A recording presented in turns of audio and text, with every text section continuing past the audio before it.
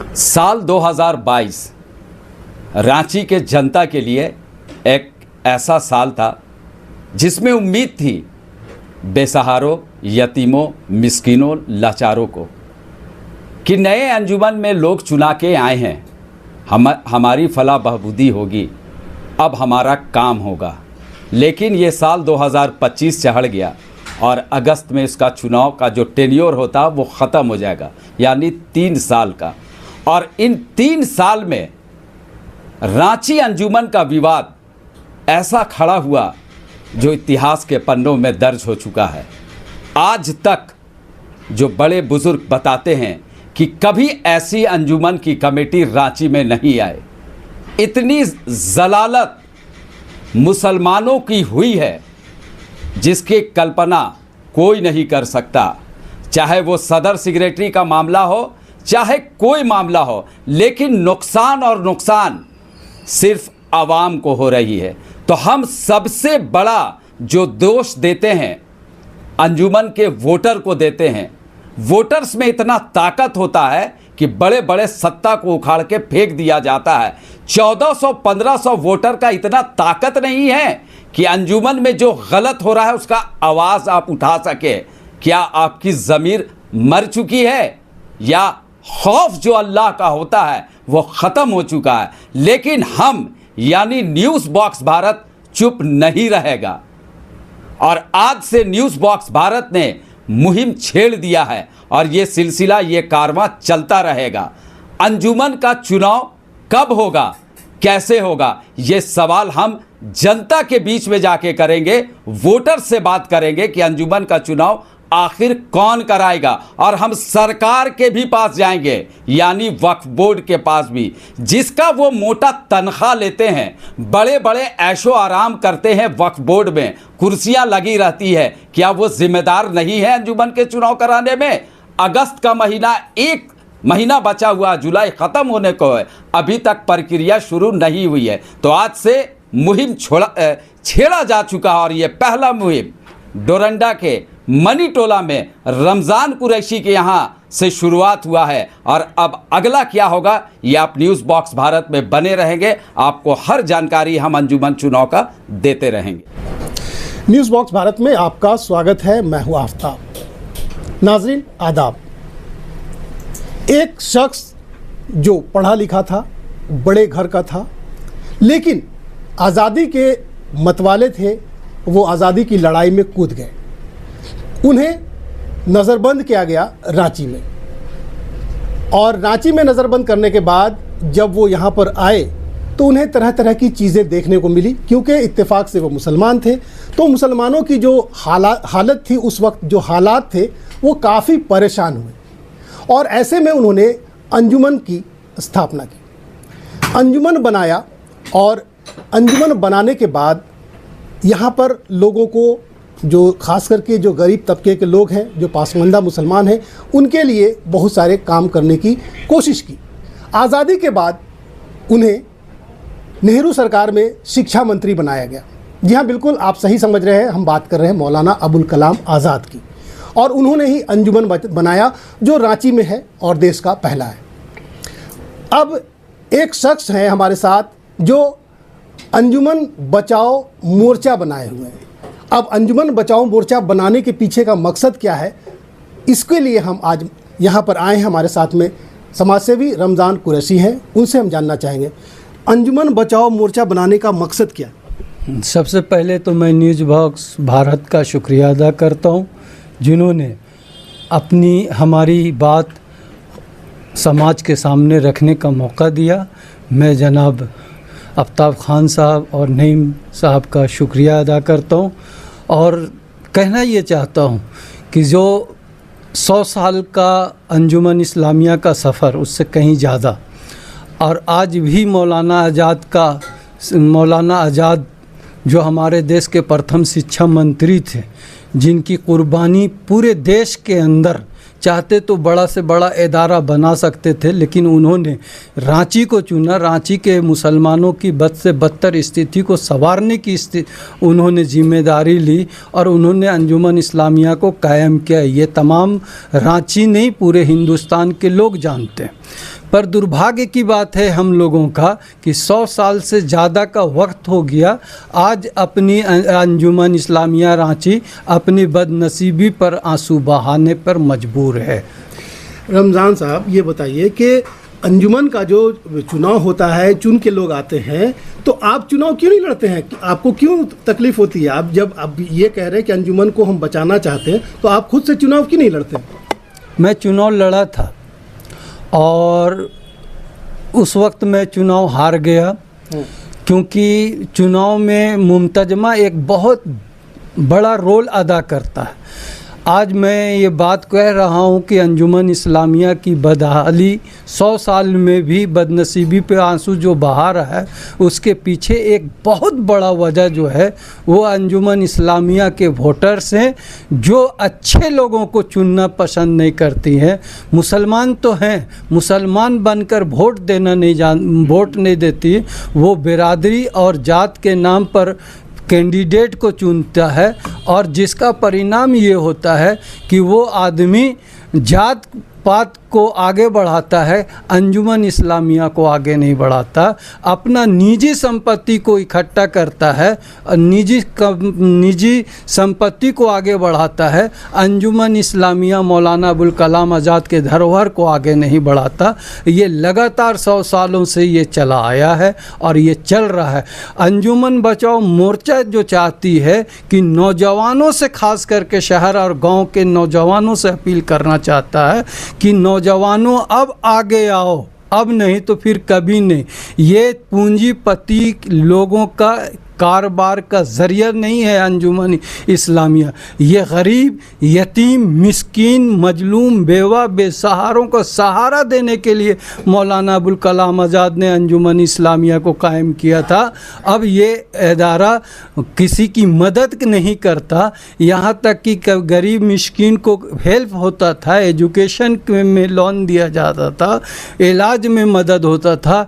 दुर्भाग्य है 100 साल में पहला ऐसा सदर हाजी मुख्तार आए अंजुमन इस्लामिया में, जो सब तरह का फंड बंद है, गरीब परेशान हाल है और अपने अंजुमन इस्लामिया में ग्रोहबंदी करके लूट खसोट मचाए हुए।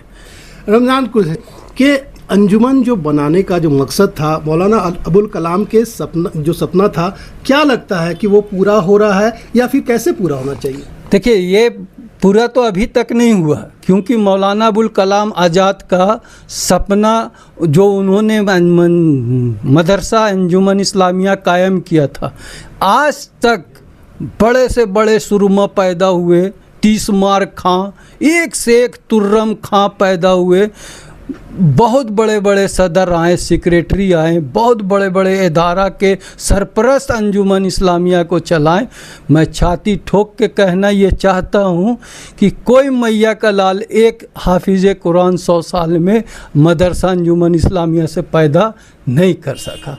इससे बड़ा शर्म की बात है उनके लिए भी और हम जैसे नौजवानों के लिए भी शर्म की बात है कि हम लोग मौलाना आज़ाद के सपनों को साकार नहीं कर सक रहे हैं। इसके पीछे पैसे वाले पूंजीपति और बिकने वाले इदारा खड़े हैं। ऐसे में चुनाव होते हैं और अगस्त में चुनाव होना चाहिए था, टेन्योर पूरा हो चुका है और रांची के अलग अलग इलाके से लोग हमारे साथ में जुड़े हुए हैं। सज्जाद इदरीसी साहब हैं जो एक सामाजिक कार्यकर्ता हैं और जब भी कौम की बात आती है तो बढ़ चढ़कर इनका रोल रहता है। आप इनसे जानना चाहेंगे कि अंजुमन क्या है और क्यों चुनाव अभी तक नहीं हुए और क्या चाहते हैं? देखिए, ऐसा है कि सबसे पहले बात शुरू करने से अंजुमन के हालात कि मैं एक शहर से आपको इस बात को ये करता हूँ कि अना की बोझ हम उठाने में रह गए, वो दूसरों को नीचा दिखाने में रह गए, अहब मेरे सरो सामान को लूट कर ले गए और मैं अपनी घर की आग बुझाने में रह गया। ये हालात आज अंजुमन इस्लामिया का बना हुआ है। आज जिस तरह से अभी कुछ दिन पहले कन्वीनर की घोषणा कर दी गई है और जब इसकी घोषणा हो गई तो हम लोगों ने इनका स्वागत किया, क्योंकि अगस्त तक इनको कम्पीट करना है। लेकिन अभी तक इसकी प्रतिक्रिया नज़र नहीं आ रही है। लेकिन इसमें अखबारों में हमने देखा है कि अंजुमन के सदर जनाब मुख्तार साहब ने इनको अवैध कहा है। तो अब उनसे सवाल करना, उनसे पूछना है कि ये जायज़ कब होगा, आप कब करेंगे? जब भी अंजुमन का चुनाव वक्त पर और समय पर आता है तो लोग हाई कोर्ट जाते हैं और कुछ ना कुछ दाव पेच करते हैं। तो इनको इस बात को समझना होगा कि अंजुमन इस्लामिया को जो हालात बना करके आज पूरे शहरों में जो रखा है, ये 3 सालों में आपने जो देखा है, तो मुझे लगता है कि ये चुनाव कराने में फिर ये लोग कुछ ना कुछ अपना अड़चन लगा रहे हैं। तो इस बार कन्वीनर चुन लिए गए हैं और कन्वीनर से हम मांग करते, जिनको चुना गया हम उनको स्वागत करते हैं, उनका वेलकम करते हैं। अब उनको प्रक्रिया और अपनी काम को शुरुआत करनी चाहिए उनको। तो हमें लगता है कि अगस्त तक का जो आपका समय है वो पूरा हो रहा है और अगस्त के बाद ये चुनाव हो जाना चाहिए था, जो अभी तक लगता है कि ये अभी तक प्रक्रिया नहीं दिख रहा है। सिर्फ अखबारों में, सोशल मीडिया में 2 बातों का चर्चा चल रहा है, एक कि कन्वीनर हमने चुन लिया और एक तरफ से मुख्तार साहब की तरफ से आ रहे हैं, सिर्फ मुख्तार साहब की तरफ से, सिर्फ सिंगल मुख्तार साहब की तरफ से आ रहे हैं कि ये कन्वीनर अवैध है और बाकी कर दी गई। तो यही चक्कर में ये लोग फंसे हुए हैं। लेकिन इस बार जो मुंतजमा है, जो अम्मा है और जो रांची के तमाम पंचायत हैं, सोसाइटी हैं, कमेटी हैं, इन लोगों को जागने की ज़रूरत है। अभी एक सवाल आप कर रहे थे कि नौजवान जागो जागो, नौजवान जागे कैसे? हम तो उन तमाम पंचायत से, उन तमाम कमेटी से, हम तमाम लोगों से, समाज के बुद्धिजीवियों से भी गुजारिश करते हैं कि नौजवानों को आपने आगे आने का मौका दिया ही कहाँ? आप पंचायत में उनको आगे क्यों नहीं लाते हैं? आप अपने पंचायत से मेंबर बना करके नौजवानों को अंजुमन में क्यों नहीं भेजते हैं? जब तक आप ये काम आप शुरुआत नहीं करेंगे तो अंजुमन के हालात ठीक नहीं होंगे। जिस तरह से आज अंजुमन का पूरे शहरों में आपने जिस तरह से ला करके रखा है, हमें लगता है कि अंजुमन का आज मान और सम्मान जो मौलाना आज़ाद का जो सपना का जिक्र होता है, क्या इन लोगों ने अपनी ईमानदारी से निभाया है? बल्कि हमको तो लगता है कि आपने इनके साथ एक सतीला व्यवहार किया है लोगों के साथ। आज कहते हैं अंजुमन इस्लामिया का, अभी एक बात बताइए कि अंजुमन इस्लामिया कॉलेज से कई स्टूडेंट को आपने अंजुमन के बैनर से उन लोगों को टैलेंट का कब मौका दिया उनको?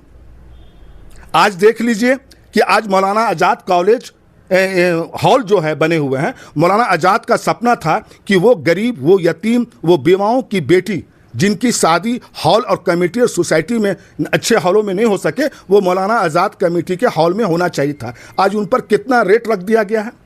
यहाँ तो लगता है कि अंजुमन हॉल और कॉलेज और हॉस्पिटल एक बिजनेस और कमाने का अपने फ़ायदे के लिए लोग कर रहे हैं। यतीम और मिस्किनों का फ़ायदा की बात ये नहीं करते हैं ये लोग। आप देख लें हॉस्पिटल के हालात क्या है आज। अच्छा, एक बात बताइए कि हॉस्पिटल में आप बोल रहे हैं हालात, या कॉलेज में या मैरिज हॉल में, तो वहाँ से जो पैसा आता है तो वो पैसा कमेटी के पास नहीं जाता है? ये तो बताइए ना भाई, अभी जो आपने कहा कि कुछ दिन पहले जो अभी तो जो हुआ हॉस्पिटल में, तो वो किसी ने समाज के वो लोग हैं जो अपने माँ बाप के नाम पर उन लोगों ने दिया है, तो उनको बनाया है। आप देखिए 2.5 करोड़ रुपया किसी बैंक के खाते में सीज करके रख दिया गया है और ये 2 लोगों के बीच लड़ाई है। जब सदर के पास ही कोई आवेदन जाता है तो सदर साहब कहते हैं कि सेक्रेटरी के पास जाइए, और सेक्रेटरी के पास जाते हैं तो वो कहता है कि उनको सीज कर दिए हैं। तो ये तो मुख्तार साहब को समझना चाहिए था ना।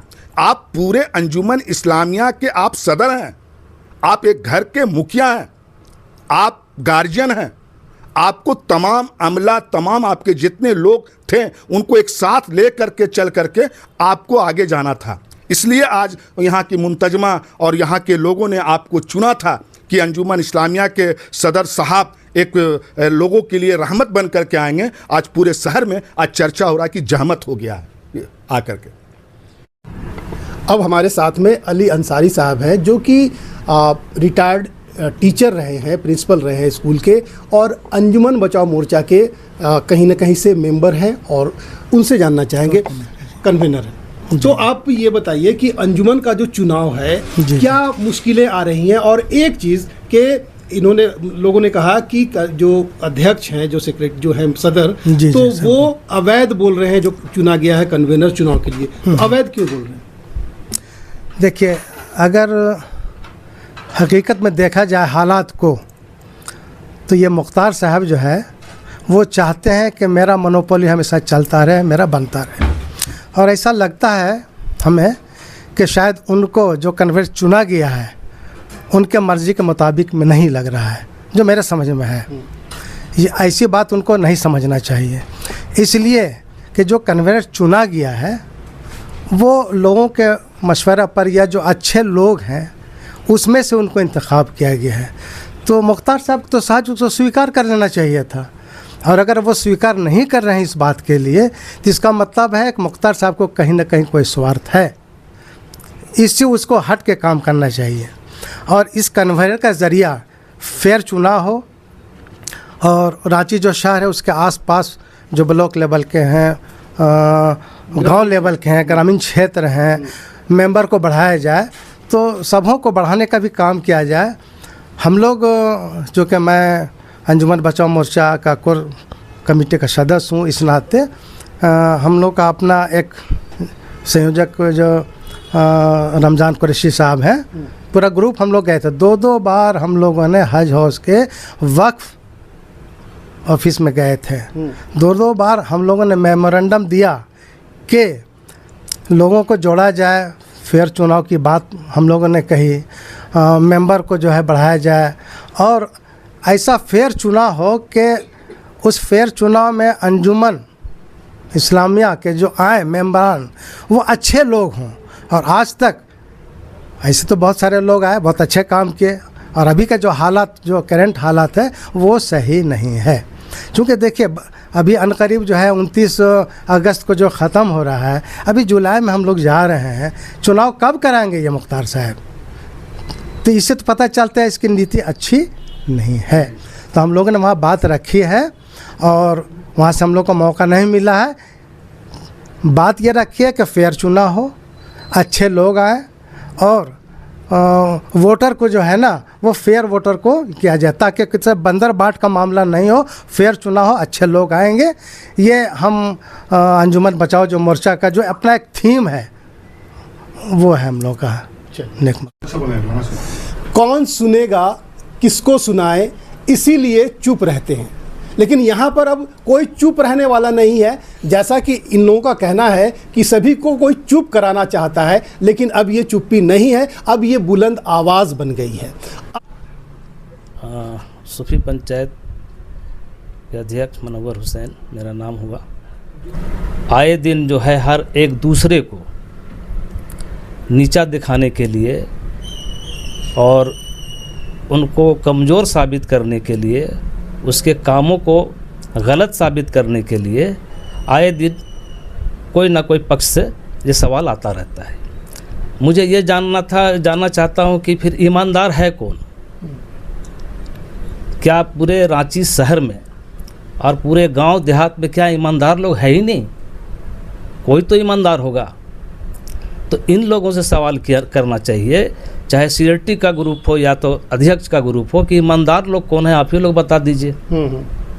ठीक है, तो ईमानदार लोग को आना चाहिए। जहाँ तक सवाल है चुनाव का, तो अभी जो है अंजुमन इस्लामिया का चुनाव का कन्वीनर चुन लिया गया है, और जनाब मुख्तार साहब का कहना है कि ये कन्वीनर को हम पसंद नहीं करते, या ये मतलब गलत तरीके से हुआ है। और जहाँ तक सीआरटी साहब जो है वो अंजुमन के बायलॉज के हवाले देते हुए कन्वीनर को बनाया है। ठीक है, अगर वो बायलॉज जो गलत है तो कन्वीनर भी गलत है, क्यों? उनका अधिकार नहीं। अध्यक्ष भी, सदर भी गलत है, सेक्रेटरी भी गलत है बायलॉज के हिसाब से। अब जहाँ तक के मुख्तार साहब का कहना है कि चुनाव उनका अधिकार में नहीं है, तो मेरा कहना है सर कि ईमानदारी का सबूत तो देना ही होगा ना। ईमानदार तो वो होता है कि जैसे मान लीजिए कि कहीं फ़ंड का मामला है तो फ़ंड का ईमानदारी दिखाया, ईमानदार हो गया।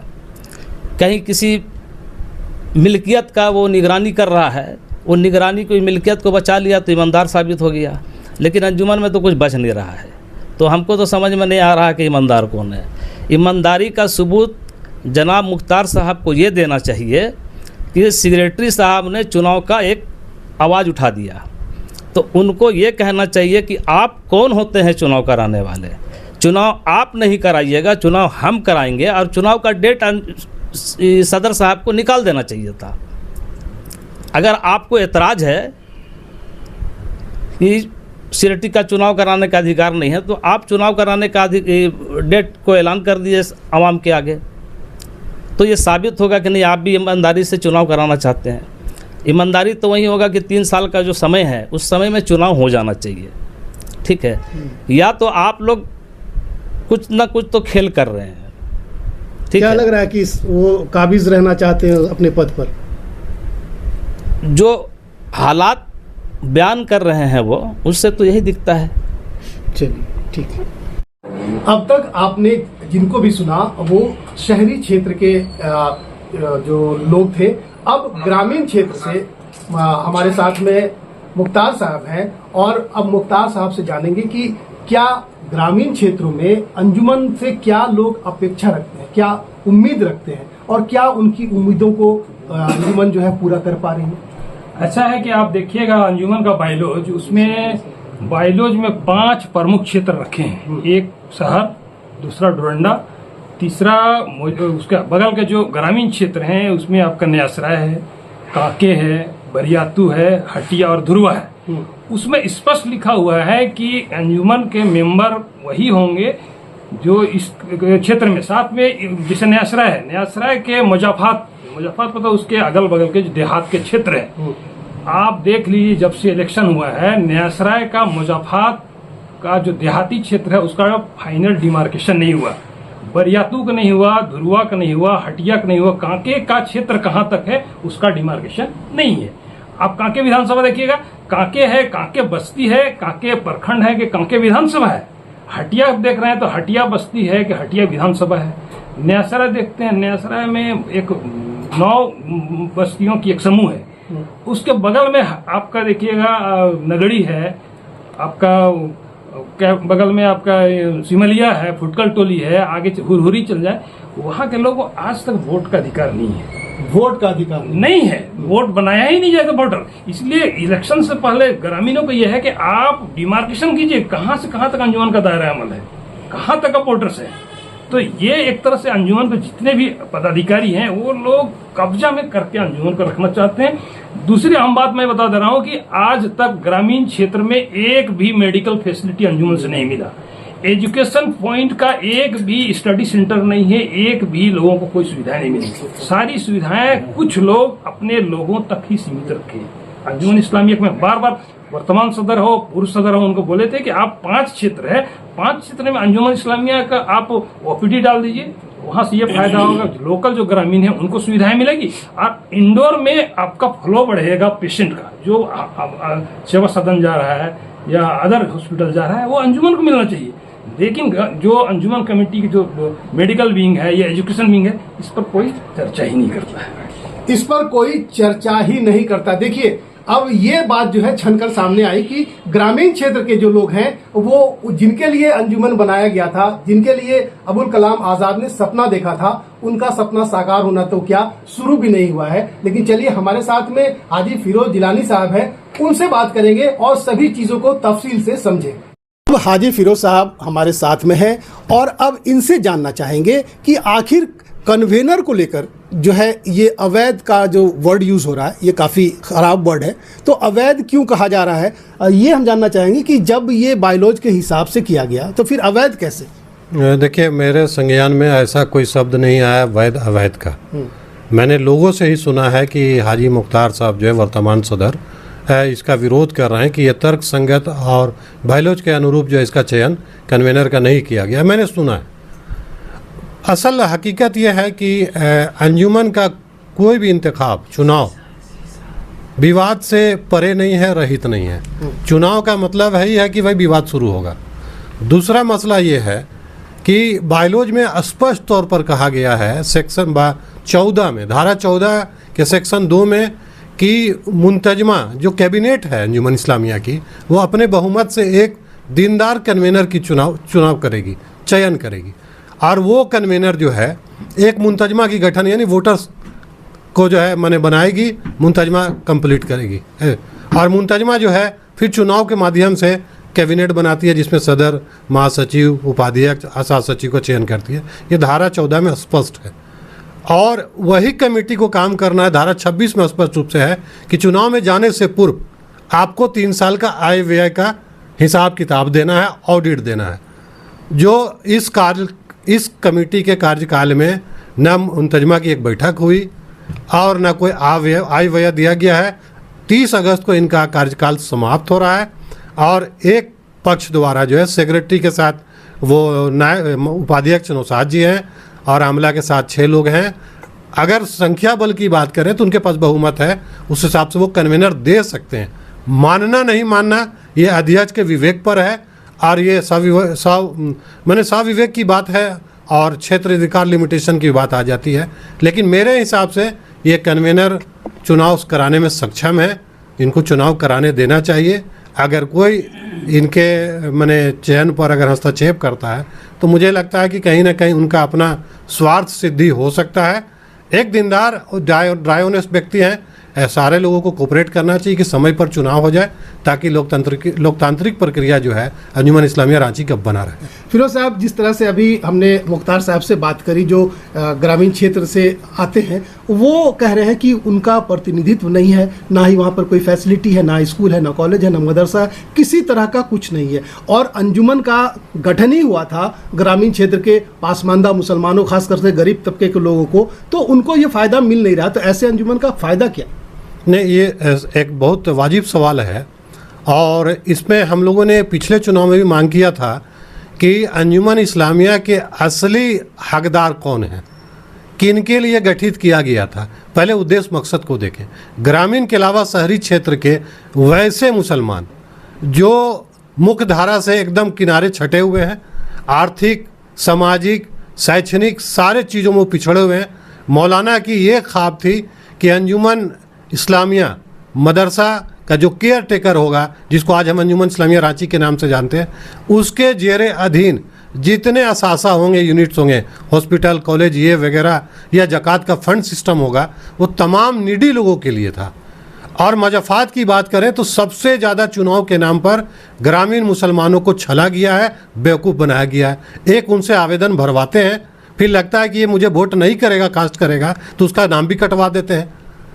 तो यहाँ पर एक खेला यही सचता है कि भाई उनको अपने मफाद के हिसाब से जोड़ो। अगर ये कमिटमेंट करता है कि हम आपको वोट करेंगे तो उनका लिस्ट में नाम रहता है और लगता है कि ये दूसरे गुट के साथ जा रहा है तो उसके नाम विलोपित कर दिया जाता है, डिलीट करवा दिया जाता है।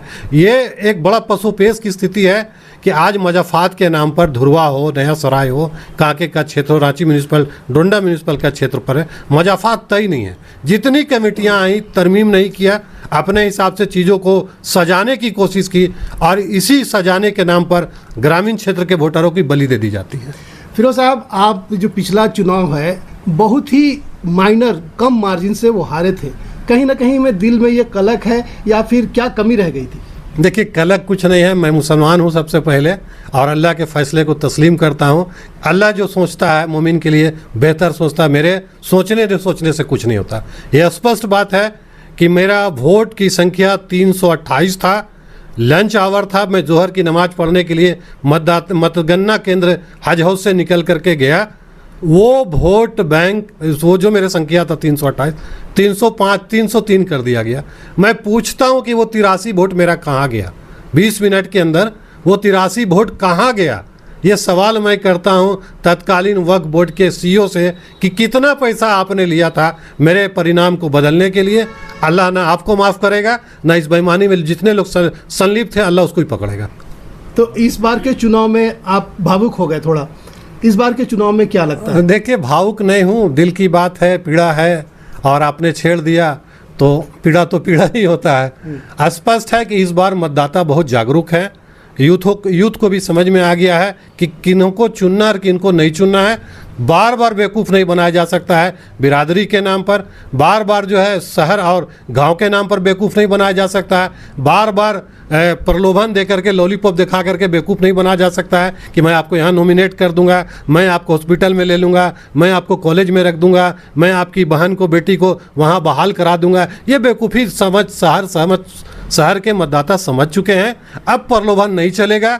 अब डंके की चोट पर ड्राई ऑनेस्ट, कर्तव्यनिष्ठ, जुझारू, डायनेमिक सदर सेक्रेटरी ऐसा हो कि जिला प्रशासन के सामने खड़ा होकर के बात करे एक आईपीएस के साथ, तो उस मतदाता को लगे कि ये मेरा प्रतिनिधि, ये मेरा कायद है, ये मेरा लीडर है।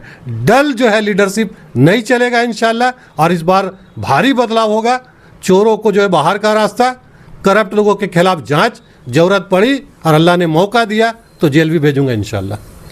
लेकिन एक चीज़ जो मेरे जहन में बात आ रही है कि जिनके लिए अंजुमन को बनाया गया था, आज देहात में, ग्रामीण क्षेत्र में आप जाइए, वहाँ पर आपको दिखाई पड़ेगा बच्चियाँ जो हैं पूरे तरह से पढ़ नहीं पाती, बच्चे जो हैं पढ़ नहीं पाते।